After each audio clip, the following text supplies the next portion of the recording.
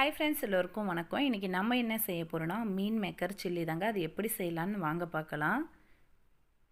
Evening ஸ்நாக்ஸாக செஞ்சு கொடுத்தீங்கன்னா நல்லா சாப்பிடுவாங்க பிள்ளைங்க.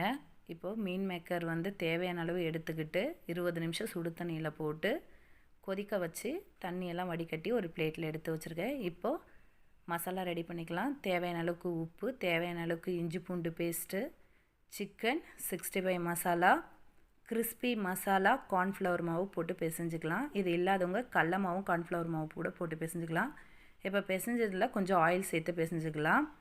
இப்போ ஒரு வானலில் வச்சு வானலில் ஆயில் சேர்த்து பிசைஞ்சு வச்ச மீன் மேக்கரை பொரித்து எடுத்துக்கலாம். திருப்பி விட்டு எடுத்துக்குவோம். சூப்பராக ரெடி ஆகிடுச்சுங்க. இப்போ டெக்கரேஷனுக்கு கொஞ்சம் கருவேப்பிலை போட்டு பொரித்து எடுத்துக்கலாம்.